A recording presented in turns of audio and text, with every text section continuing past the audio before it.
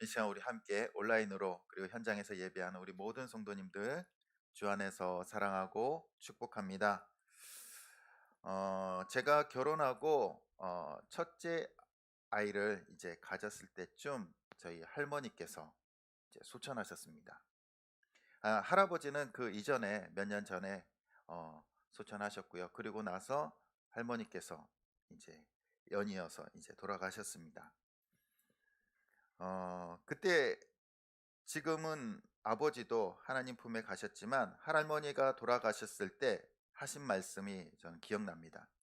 그러니까 저희 아버지가 이제 장손이셨어요. 장남이셨는데 이제 모든 이제 형제들을 다 모아놓고 이 말씀을 하는 겁니다. 이제 우리는 고하다. 그리고 다음은 우리 차례다. 이 짧은 말이지만 그 말이 저의 마음에도 확 와닿는 거예요. 아, 아버지가 이제 고아가 되셨구나. 할머니가 소천하셔서 고아가 되셨구나. 그리고 다음은 우리 차례다. 이 말씀에 부모님을 보내드리는 자녀의 마음이 묻어 있었습니다. 이제 부모라는 울타리가 없이 정말로 나 혼자 모든 것을 헤쳐 나가야 된다라는 의미입니다. 물론 다 이제 세상에서도 이제 뭐 다 퇴직하시고 다 어느 정도 연세가 되셨지만 그럼에도 불구하고 부모의 빈자리가 느껴진다라는 겁니다. 나이가 들어도 부모님이 계신 것과 부모님이 계시지 않는 것은 큰 차이가 있습니다.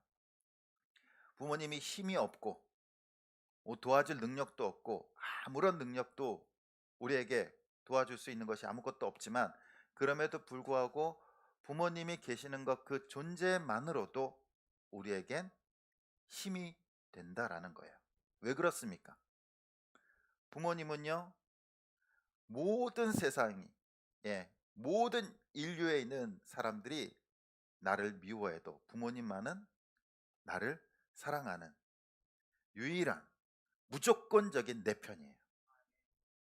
근데 부모님이 돌아가신다라는 것은, 계시지 않는다는 것은 이 세상에서 영원한 내 편이 사라지는 겁니다. 영원히 나를 지지해주고 또 나를 격려해 줄 수 있는 사람이 사라진다는 거예요. 그래서 그런지 부모님이 돌아가시면요, 많은 사람들이 힘들어합니다.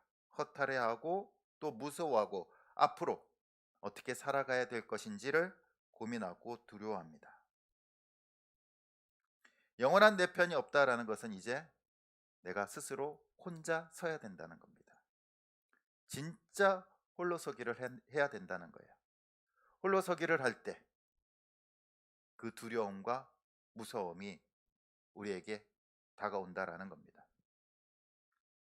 오늘 말씀의 제자들에게 있어서도요, 홀로서기를 준비하고 있습니다. 왜냐하면 예수님께서 이제 떠날 것을 말씀하셨기 때문이에요. 예수님은 부모 이상 제자들은 의지했어요. 예수님을 따를 때 어떻게 따랐습니까? 그들은 그물도 버리고요, 집도 버리고 뭐 재산도 버리고 다 버리고 예수님만을 온전히 따라왔어요. 그런데 예수님이 떠나신대요. 너희는 따라올 수 없대요. 얼마나 난감합니까? 그동안 예수님의 말씀을 들으면서 예수님께서 하시는 그 기적을 바라보면서 예수님을 전적으로 의지했어요. 이분만은 진짜 우리의 왕이시다. 우리를 이끌어 주시고 진정한 리더시고 구원자 되신다라는 것을 고백합니다. 그런데 떠나신대요. 떠나신대요. 얼마나 무섭겠습니까? 얼마나 당혹스럽겠습니까? 앞으로 어떻게 해야 되지?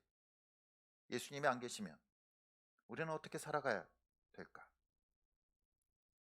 이렇게 두려워하고 걱정하고 있는 제자들에게 예수님께서 뭐라고 말씀하시냐면요, 새 계명을 주시고 오는 본문 말씀에 보면 그 계명을 지키라라고 말씀하세요. 두려워하고 무서워하고 있는, 당황하고 있는 제자들을 향해서 계명을 지키래요. 우리 15절 말씀과 21절 말씀입니다. 우리 같이 한번 읽어보도록 하겠습니다. 시작. 너희가 나를 사랑하면 나의 계명을 지키리라. 21절입니다. 나의 계명을 지키는 자라야 나를 사랑하는 자니 나를 사랑하는 자는 내 아버지께 사랑을 받을 것이요 나도 그를 사랑하여 그에게 나를 나타내리라. 아멘. 예수님이 떠나신다는 말에 두려워하고 무서워하고 있는 제자들에게 뭐라고 말씀하십니까? 너희 나 사랑하지?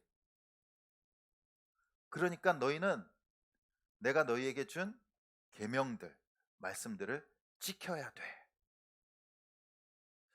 좀 맞지 않잖아요. 어떻게 보면 위로해주고 격려해주고 뭐가 희망적인 이 말씀을 해주시면 좋은데 사랑하지? 너 말씀대로 살아 라는 겁니다. 두려워하고 있는 자들, 무서워하고 있는 자들에게 짐을 탁 안겨주는 거예요. 짐을. 나를 사랑하는 자는 내 계명을 지킬 거야. 예수님은 내 계명을 지키라라고 말씀하고 있습니다. 어떻게 하면? 사랑하면. 사랑은 감정만이 아니에요. 사랑은 행동을 수반합니다. 사랑하면 마음뿐만 아니라 표정과 행동에서 드러나게 되어져 있습니다. 사랑하는 사람이 아프면요, 어떻게 하십니까? 아파? 그리고 끝납니까? 물어보고 끝납니까? 약을 찾거나 약이 없으면 약국 가서 약을 사오잖아요. 열이 나면은 수건을 적셔가지고 또 열을 내려주기도 하고 사랑하는 사람을 위해서 뭔가 행동을 한다라는 겁니다. 사랑은요 그냥 마음만이 아니에요. 마음이 있으면은 행동으로 나타냅니다. 예수님께서 그 말씀을 하고 있는 거예요. 너희가 나를 사랑하면은 내 말을 지키라는 거예요. 지키라는 거. 행동으로 보이라는 겁니다. 그러나 예수님의 말씀을 들은 제자들은요 그 뜻을 이해하지 못합니다. 예수님을 사랑하는 것 같기는 한데 그 계명을 어떻게 지켜야 될지를 몰라요. 너무 추상적이에요. 예수님도 계시지 않은데 우리가 어떻게 살아가야 될지도 모르는데 그 계명을 어떻게 지키고 또 예수님을 사랑한다라면 계명을 지키라고 말하는데 예수님을 사랑하는 것이 뭔지도 몰라요. 우리들도요 제자들처럼 말씀으로 살아가야 된다라는 것을 잘 알고 있습니다. 그렇죠? 우리가 예수님을 믿으니까 예수님을 사랑하니까 우리는 말씀을 지키면서 살아가야 된다라는 것을 다 알고 있어요. 그래서 순종해야 된다는 것도 알고 있습니다. 그런데 그것이 말처럼 잘 되고 계십니까? 우리는 신앙이 업그레이드 되고 싶고 말씀대로 살아가고 싶습니다. 조금 더 멋진 신앙생활을 하고 싶고 조금 더 아름다운 믿음을 갖고 싶어요. 그런데 그것이 뜻대로 되십니까? 안 돼요. 우리 올해를 시작하면서 우리 교회가 비전 1, 2, 3 해가지고 성경 읽고 그리고 전도하고 그리고 감사하자라고 우리 같이 결단을 했습니다. 성경 잘 읽고 계시죠? 네, 절반밖에. 성경을 읽기로 결심하고 이제 1년에 1독을 하려면요 하루에 3장 이상을 읽어야 돼요. 예. 잘 읽고 계십니까? 예, 몇 분만 아멘 하시는 거예요. 결단하고 성경을 딱 읽다 보면요 창세기부터 읽으면은 레위기가 옵니다. 도통 무슨 말인지 몰라요. 그러면서 건너뛰거나 포기해버려요. 거기서. 아니면 거기는 잘 넘어갔어요. 근데 이사야서 예레미야서 나오면요 에스겔서 쭉 가면은 더 답답해요. 무슨 말인지 하나도 몰라요. 또 포기해버립니다. 포기해버려. 이것이 우리의 모습 아닙니까? 우리가 결심하고 결단하지만 실천하기에는 너무나 힘들다는 거예요. 또 2명을 전도하자라고 우리가 함께 결심을 했는데, 그러면 지금부터 이제 이름 적어 놓고 기도하셔야 돼요. 그러고 계십니까? 또 매일 감사 3번 하자고 했는데 감사일기에 감사 쓰고 계십니까? 누군가 날 좀 건들지 좀 않았으면 난 감사할 것 같아. 그러지 않으십니까? 내 마음이 좀 편안해지고 누군가 나에게 시비 걸지 않고 나를 건들지 않으면은 내 삶은 그냥 감사가 넘칠 것 같은데, 살다 보면 매일 누군가가 나의 마음을 건드려요. 나를 시험에 들게 하고 나를 아프게 하고 또 상황이 어렵게 돼버리고, 그러다 보면은 감사를 하지 못하고 그리고 포기해버려요. 포기해버려요.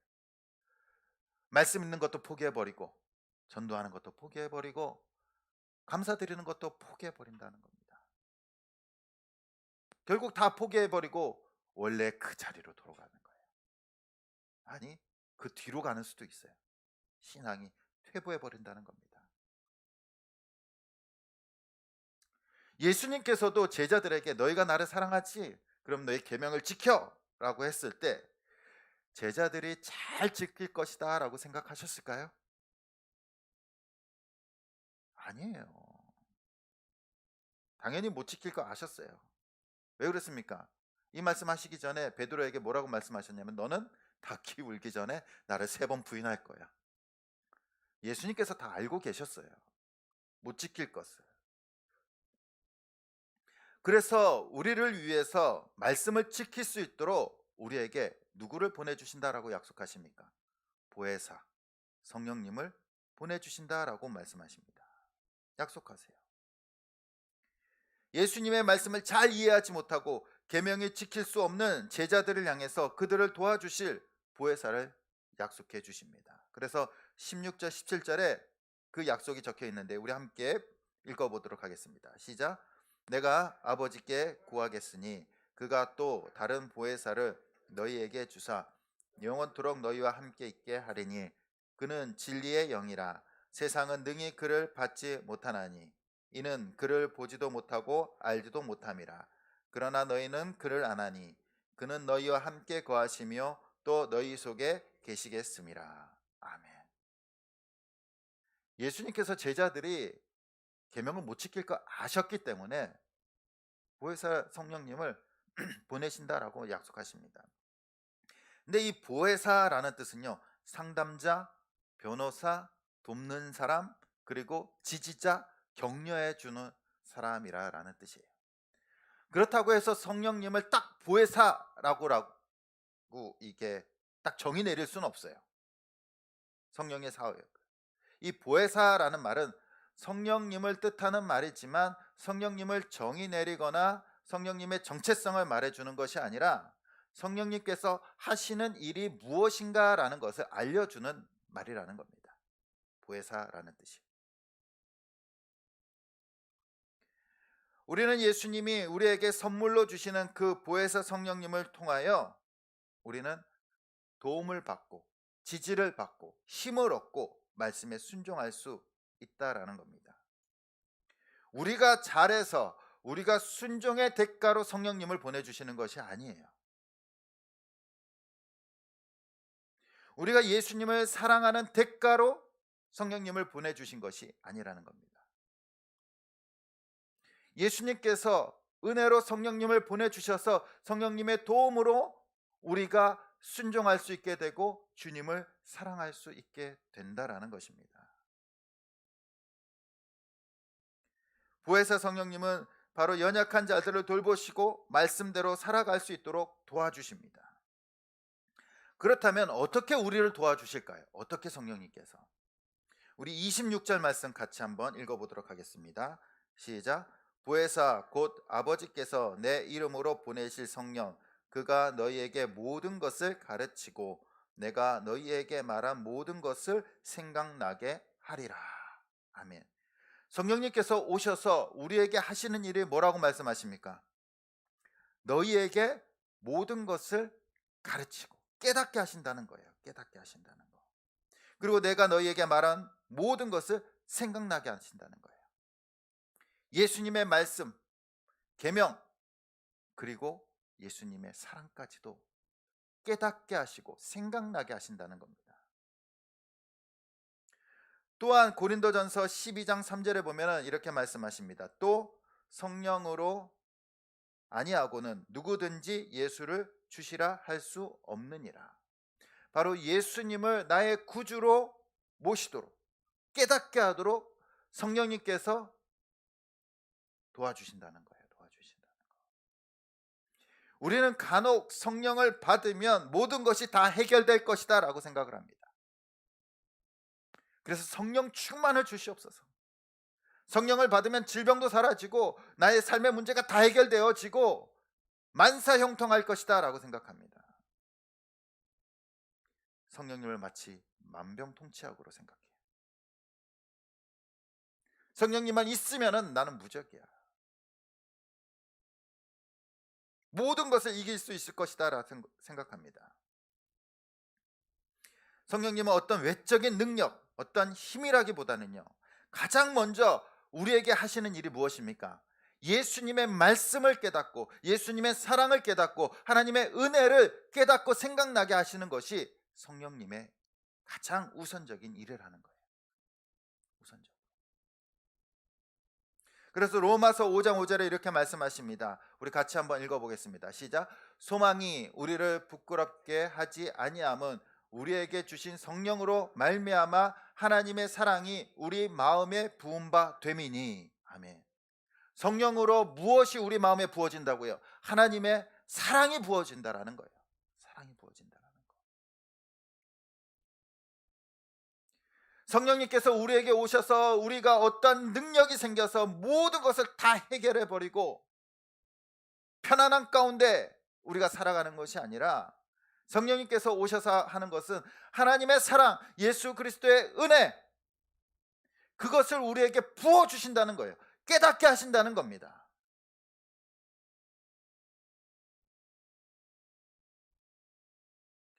우리가 예수님의 명령에 계명에 순종하는 원동력은요, 어떤 신비로운 능력이 아니라 무엇입니까? 주님에 대한 사랑.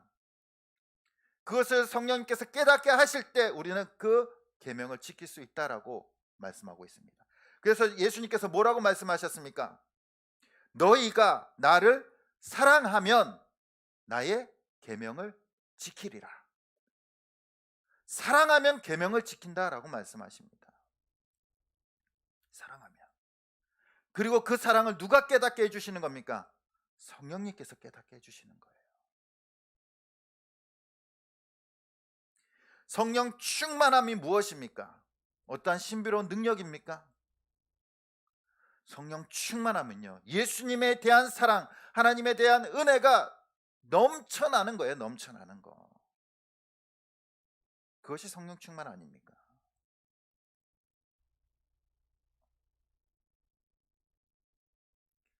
그 예수 그리스도의 사랑을 깨달을 때 우리는 세상을 이기는 힘이 생겨나는 거예요. 예수님의 그 십자가의 사랑을 보면서 하나님의 한없는 은혜를 바라보면서 우리는 세상을 이긴다는 겁니다. 말씀을 지킬 수 있다는 겁니다. 바로 보혜사 성령님은 우리가 예수 그리스도의 사랑을 할 수 있게 우리를 깨닫게 하시고 이끌어 주십니다. 예수님의 제자들도요, 성령을 통해 그 사랑을 온전히 깨닫지 못했을 때는요, 형편없는 사람들이었어요. 예수님이 십자가를 졌을 때 제자들은 다 도망갔습니다. 베드로는 예수님을 3번이나 부인했어요. 사랑한다라고 고백은 했지만 그 사랑이 무엇인지 깨닫지 못했어요. 그들은 그냥 단순히 사랑해요 라는 고백뿐이었어요. 사랑하는 것 같은데, 좋아하는 것 같은데, 그러나 성령님을 통하여 예수 그리스도의 사랑을 깨달을 때 그들은 변화된 삶을 살아갑니다. 마가의 다락방의 제자들에게 성령이 충만하게 임했을 때 그들은 기꺼이 주님을 위해서 자신을 희생하는 삶을 살아가게 되는 줄 믿습니다. 존 웨슬레는요, 18세기 영국의 복음주의 부흥 운동을 일으킨 감리교 창시자였습니다. 그는 어릴 때부터 경건 훈련을 받으면서 살아갔어요. 철저하게 말씀 훈련을 살았어요. 어머니로부터. 그리고 목사가 되었습니다. 그리고 미국으로 전도 여행을 떠나게 됩니다. 근데 그곳에서 쓰라린 패배를 맛봐요. 2년 동안 열심히 사역을 하고 열심히 전도했지만 실패하고 영국으로 돌아옵니다. 그리고 영적인 방황을 하게 돼요.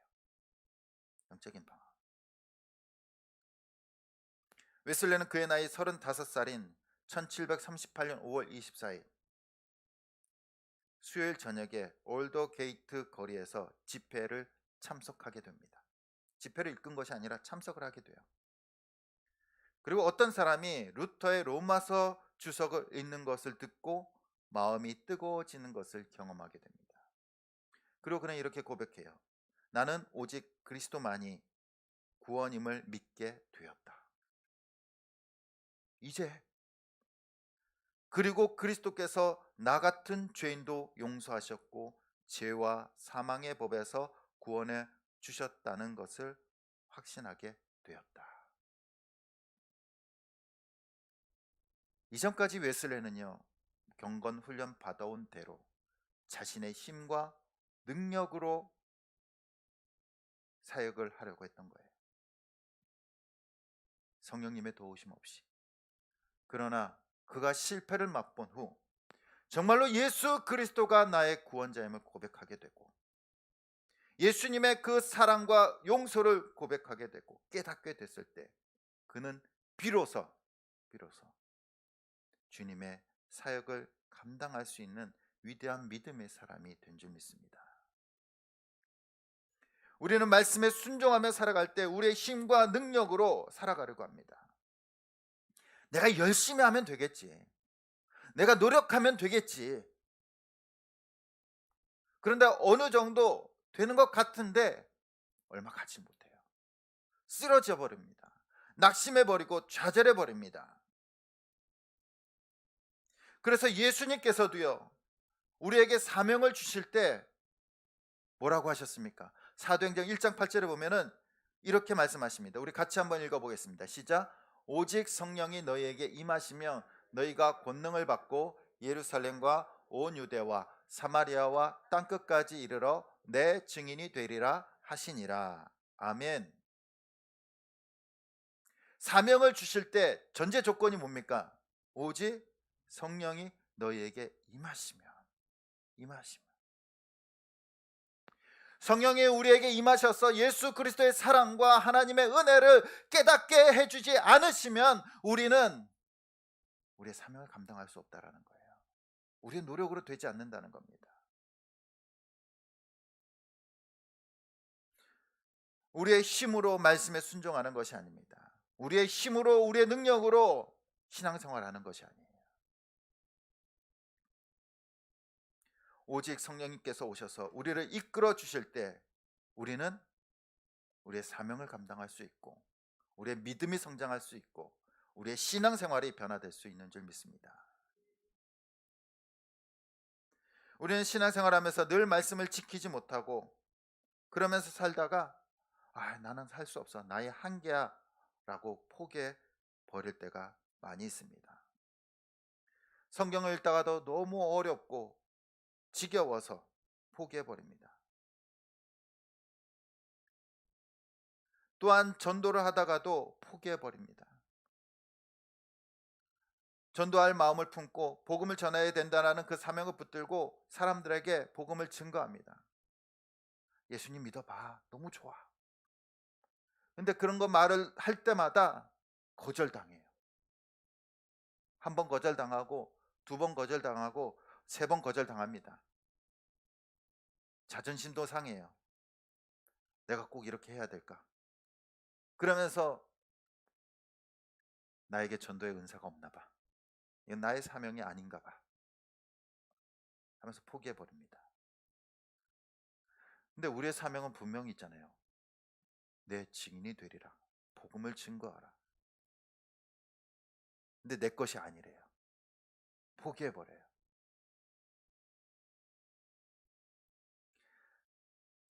감사하는 삶을 살려고 하는데 자꾸 어려운 일이 생깁니다. 누군가가 매일 나의 마음을 흔들어 놔버려요. 그리고 포기해버려요. 나는 변화될 수도 없고 변화되지도 않아. 그냥 이렇게 그냥 대충 어느 정도 그냥 예배 드리고 그리고 그냥 편안하게 신앙생활 하다가 말지. 그러다 보니까 1년이 지나고 2년이 지나고 10년이 지나고 30년이 지나고 신앙에 변화가 없어요. 신앙생활에 재미가 없어요.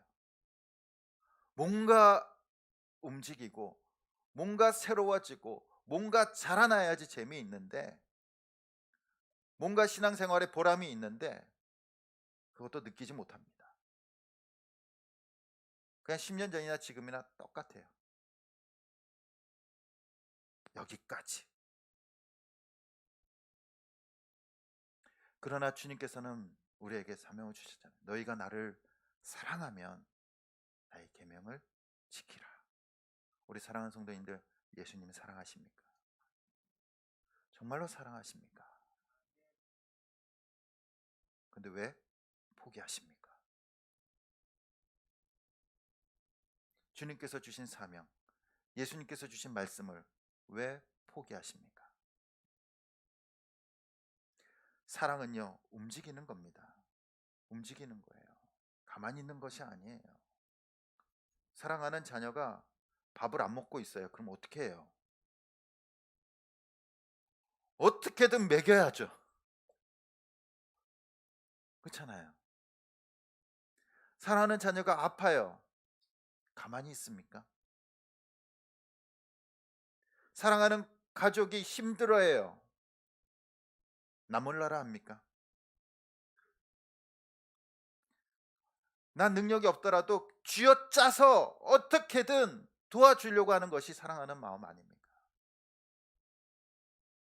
그래서 사랑은요, 희생해도 아프지 않아요. 내 것을 내줘도 오히려 기쁘다는 겁니다. 사랑하는 사람이 잘 되는 거, 건강한 모습, 기뻐하는 모습, 즐거워하는 모습을 보면요, 내 희생에 아픈 것이 아니라 보람을 느끼는 거예요. 기쁨을 느끼게 되는 겁니다. 또한 사랑은 손해봐도 기뻐요. 손해봐도. 자녀들한테 용돈 이렇게 주는 거 싫으십니까? 이제 얼마 안 있으면은 이제 설날 이제 가족들 모이는데 손주들한테 이게 용돈 주는 거 싫으세요? 아니잖아요. 어떻게든 더 주고 싶잖아요. 더 주고. 뭐 이쁜 짓 한다고. 그냥 세뱃돈 받으면 그냥 확 가버리는데,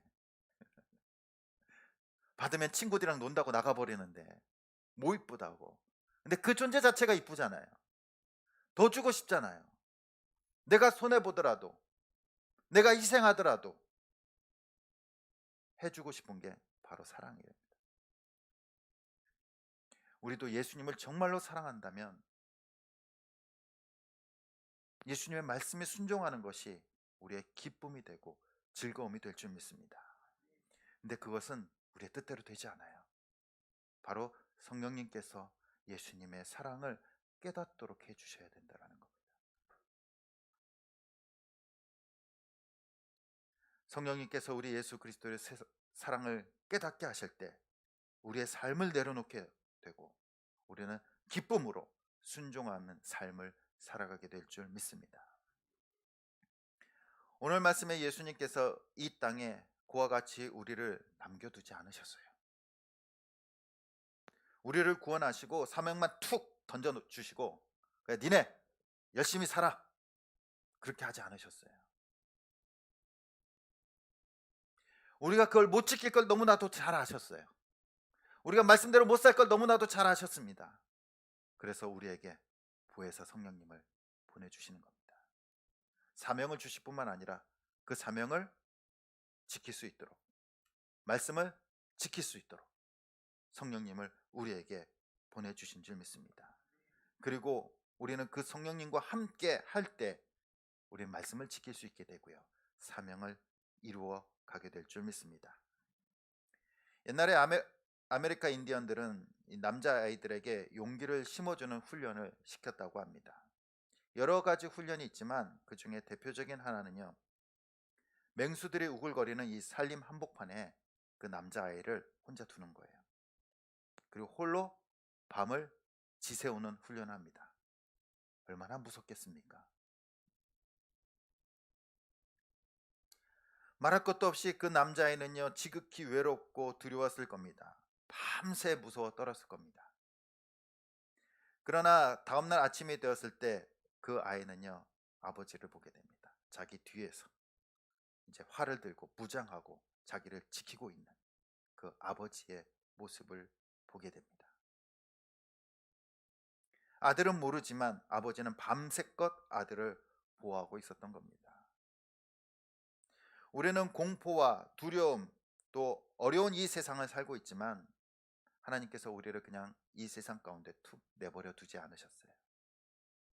성령님을 보내셔서 우리를 지키시고 보호하시고 인도하시는 줄 믿습니다. 그리고 말씀대로 살아갈 수 있도록 도와주시는 줄 믿습니다. 우리에게 주신 사명은 이 땅에서 우리가 감당해야 하지만 결코 우리의 능력과 힘으로 감당하는 것이 아닙니다. 성령님과 함께 성령님께서 주님의 사랑을 깨닫게 하심으로 그 사랑의 원동력으로 우리를 움직이시게 하시는 거예요. 우리는 날마다 그래서 성령의 능력을 구하는 기도를 해야 될 줄 믿습니다. 우리의 힘으로 하는 것이 아니라 매일 아침에 주님, 나는 부족합니다. 나는 연약합니다. 주님의 말씀대로 살아갈 수 없습니다. 나는 매일 시험에 듭니다. 그러나 성령 하나님께서 주님의 사랑을 날마다 깨닫게 하여 주시고 예수 그리스도의 사랑을 날마다 깨닫게 하여 주셔서 우리의 삶이 변화되고 주의 말씀을 지키며 순종하는 삶이 되게 해달라고 날마다 기도하길 소원합니다. 그럴 때 주님께서 우리를 인도하여 주시고 성령님께서 주님의 사랑을 깨닫게 하여 주시고 하나님의 은혜를 깨닫게 하여 주실 줄 믿습니다. 이 시간 우리가 성령의 도우심을 받고 예수 그리스도의 사랑과 은혜를 더 깊이 깨달아 알아가고 그리고 그 말씀에 순종함으로 정말로 하나님의 자녀다운 저와 여러분들이 되시길 간절히 주님의 이름으로